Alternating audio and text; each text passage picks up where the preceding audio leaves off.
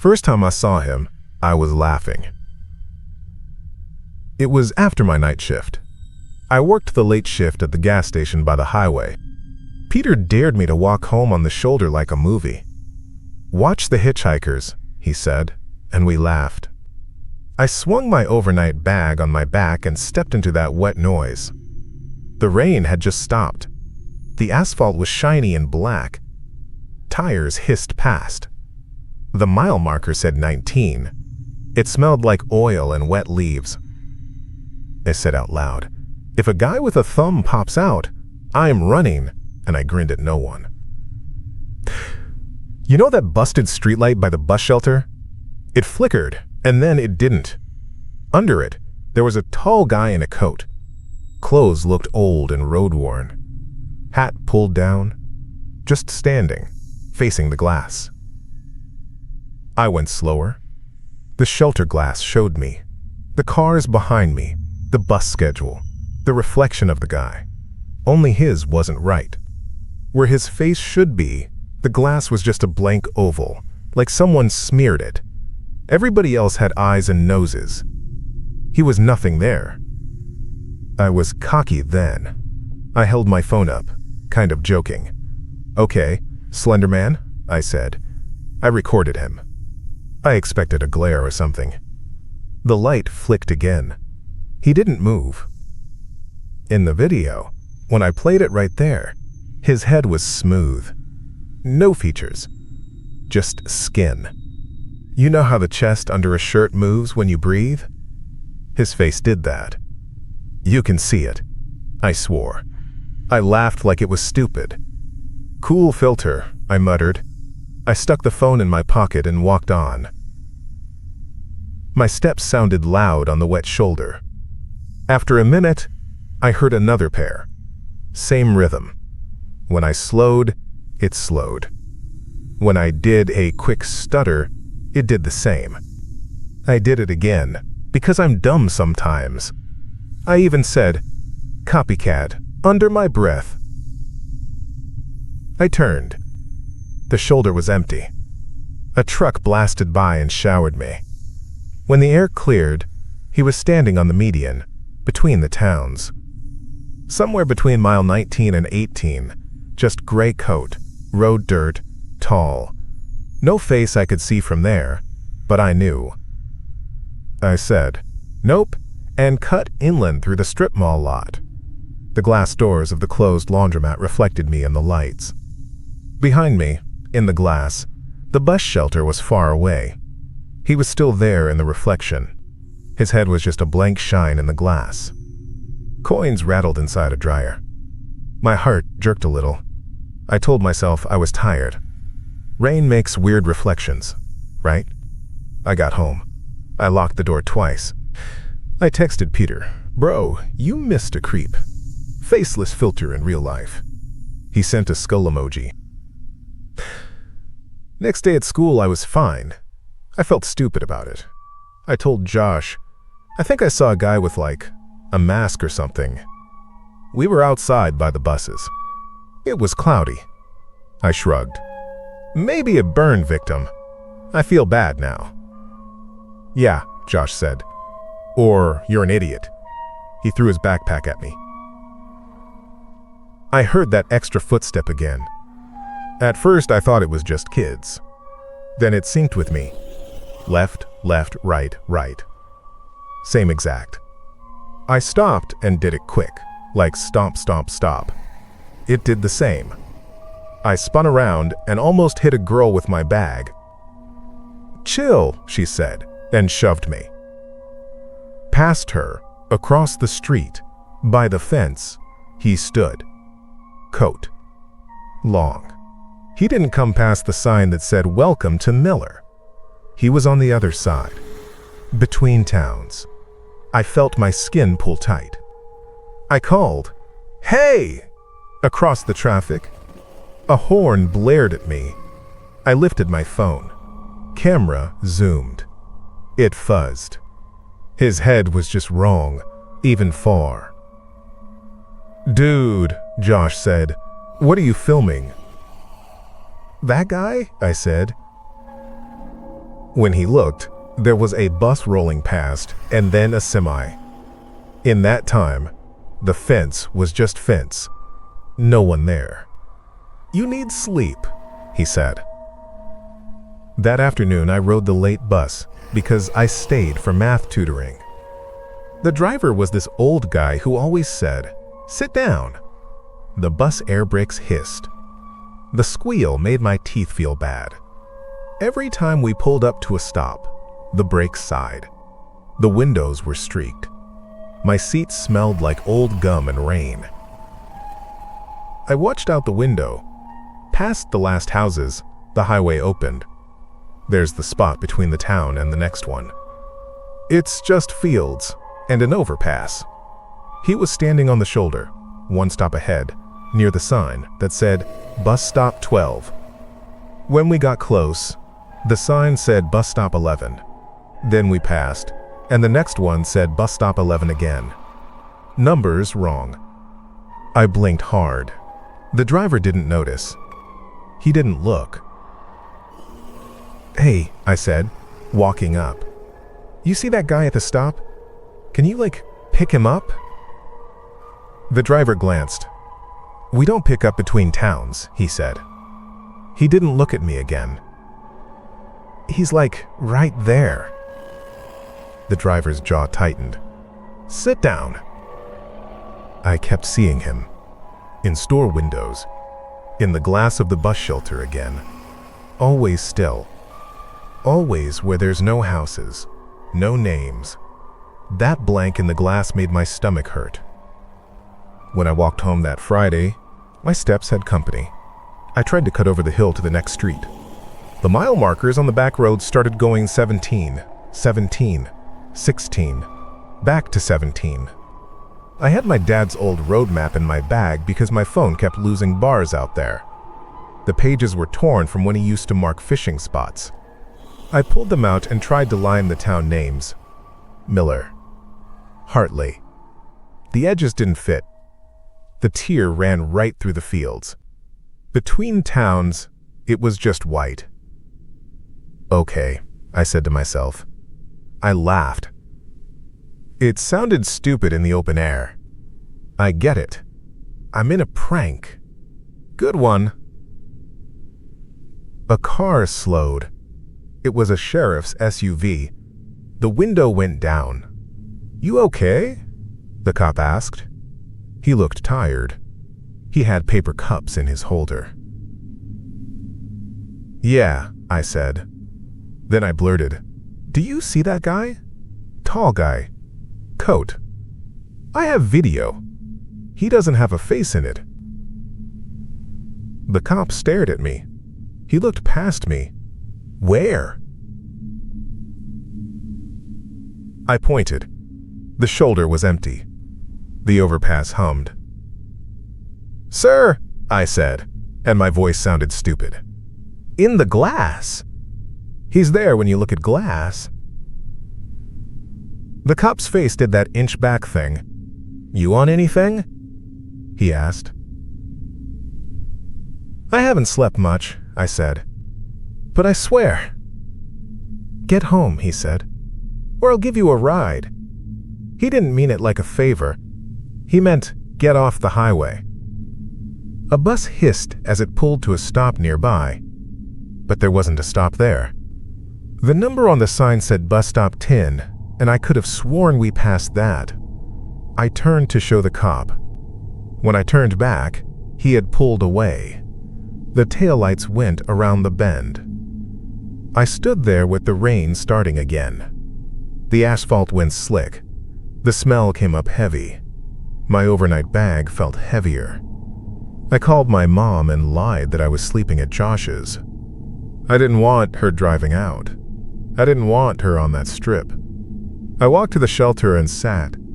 The glass was foggy from the rain. My reflection and the gray world and the map pages with the torn edge. In the glass, behind me, he stood under the busted streetlight. There was a shine where his face wasn't. The rain ran down. It looked like his face was crying, but that was just the water. I put my forehead on my hands and breathed. The other footsteps did it too. I felt them in my knees. I stopped going places alone. I made Josh drive me to school. "You're acting weird," he said. "I know you like horror crap, but you look like crap." "Just keep going," I said when we hit the long strip. The mile marker said 14. Next one said 15. "What? What? He said. The bus stop sign we passed said 9. The next one said 8, but it was the same spot as yesterday. My mouth went dry. Up ahead, under the overpass, he stood. One stop ahead. He didn't turn. He never did. He just waited. Josh squinted. He tapped the wheel. "Who is that?" "You see him?" I grabbed his arm. "Some guy," he said. "Relax." "I'm not crazy," I said. I said it too loud.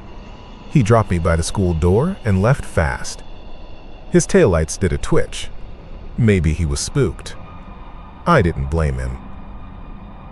That night I told my boss I couldn't do the late shift. He said, "You want me to cover for your ass?" He laughed, but it wasn't mean. "Take the early bus." He pointed at the schedule on the wall. I stuffed the schedule in my bag. On the walk to the stop, the signs counted wrong again.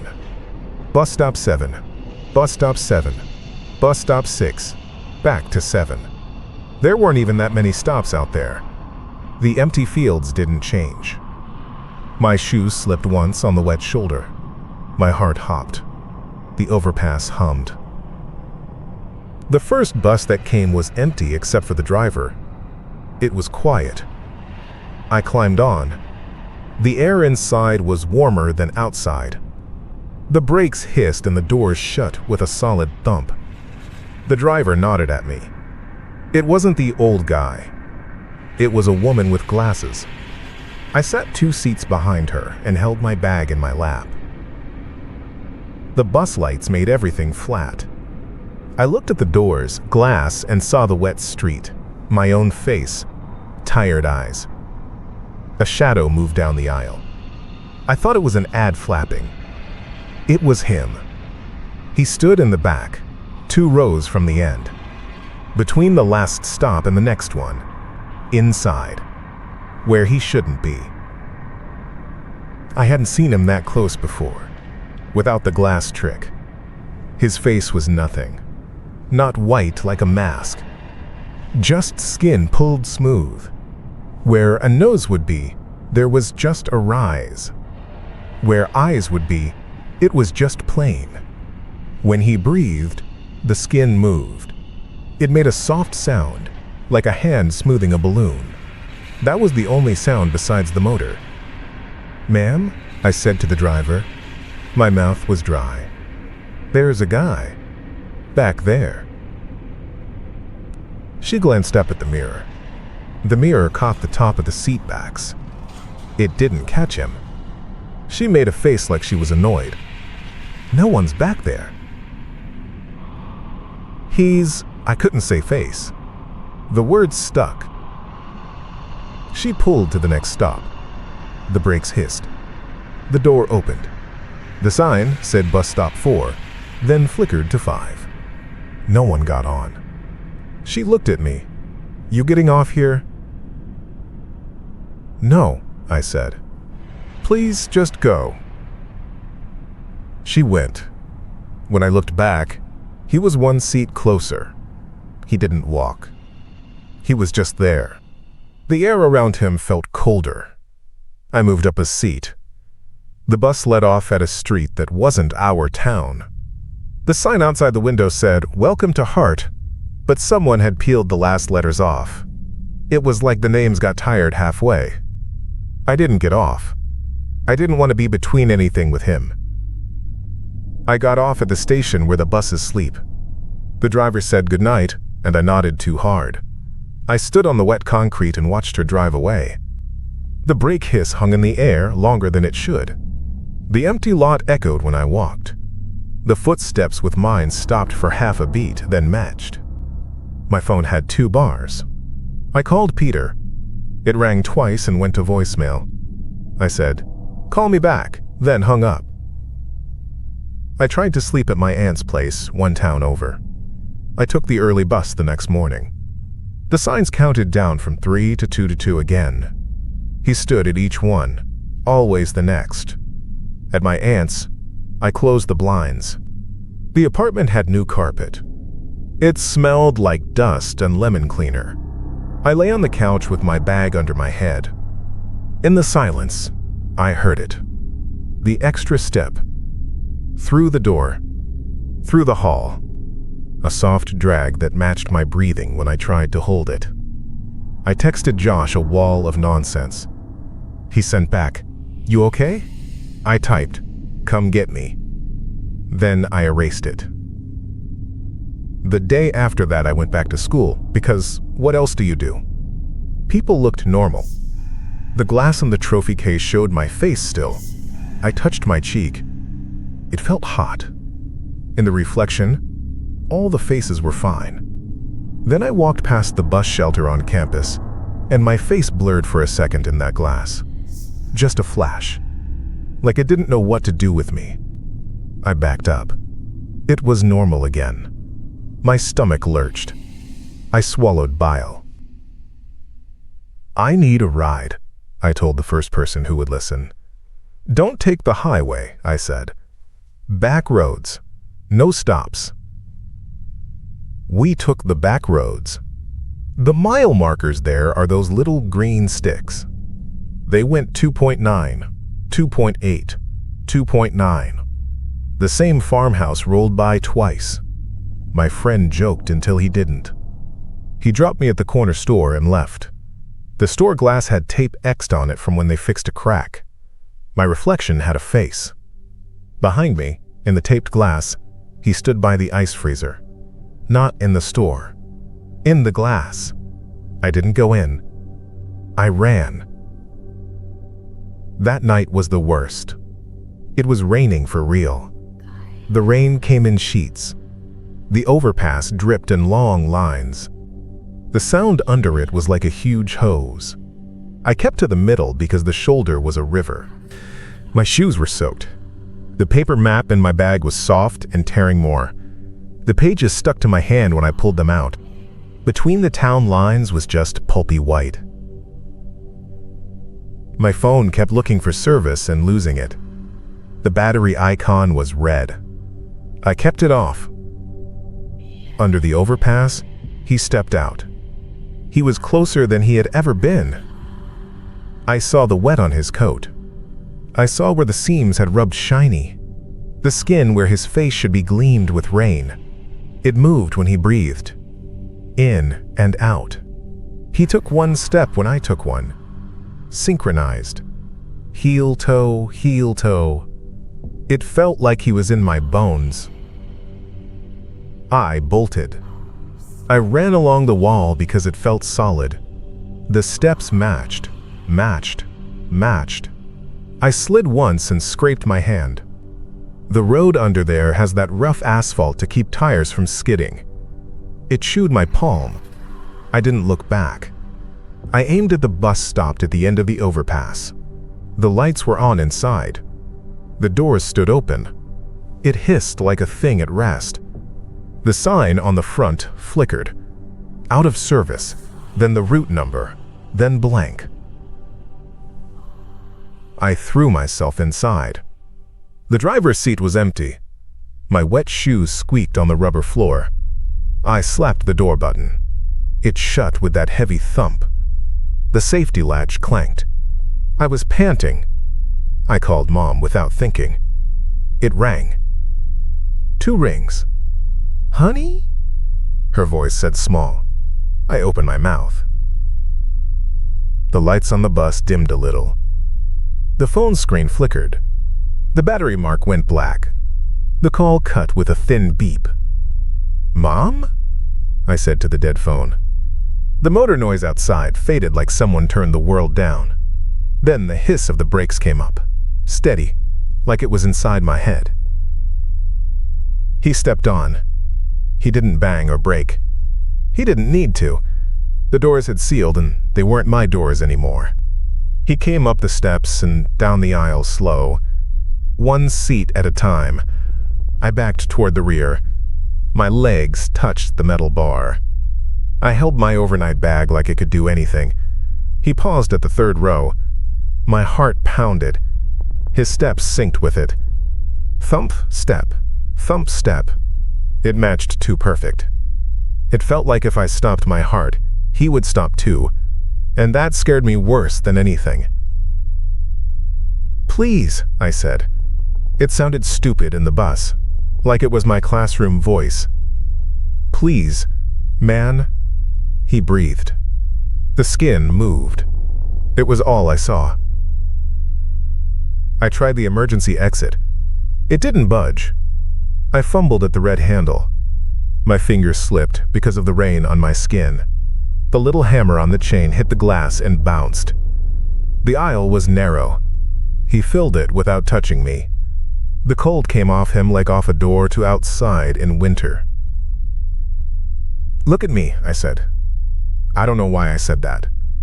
There were no eyes. But he did lift his head like people do when they meet your gaze. The blank was right there. It was a smooth field. The rain made it shine. My own face was on either side of him in the window glass, wide-eyed, mouth open. In the glass, his head was a hole that the bus lights slid past. I felt something pull at my skin. Not hands. Not anything I could grab. It was like leaning into a wind, but the wind was toward him. My face prickled. My lips went numb. I tried to turn. The bar dug into my legs. I put my hand up and my palm meant nothing. It was like pressing into fog that was heavy. My fingers disappeared an inch. The skin on my hand looked flat, then normal, then flat. I yelled. It echoed back, stupid and small in that box.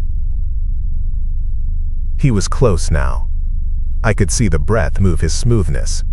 In, out. My own breath hit that blank and went nowhere.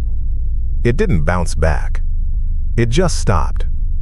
I had the thought that I was breathing into a bag. My chest felt tight. The bus brakes hissed steady. It didn't stop. I tried to think of something to do. There wasn't anything. The steps in my heart were one thing. I leaned in or got pulled. My nose tingled and then wasn't there. My cheeks tingled and then weren't there. The glass on the side showed me with soft edges where my face should be. The map pages fell out of my bag and stuck to the wet floor. The torn edge matched the nothing between towns. I blinked and felt the skin of my eyelids touch nothing. There was a sound like fabric sliding over a balloon. The hiss filled everything. My breath went in and didn't go anywhere. It felt like holding it under a blanket. The last thing I knew for sure was the air brakes letting out a long, even breath in the dark, and me putting my face into something smooth and not getting it back. Hose.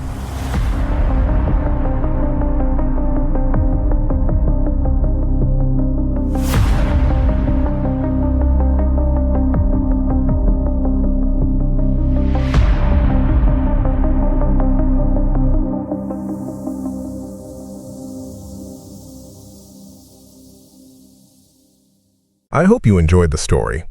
If you did, feed the algorithm, hit like, drop a comment, and subscribe. It's the only way to keep the stories coming. And if you're brave enough, there's another one waiting right after this. See you on the next one.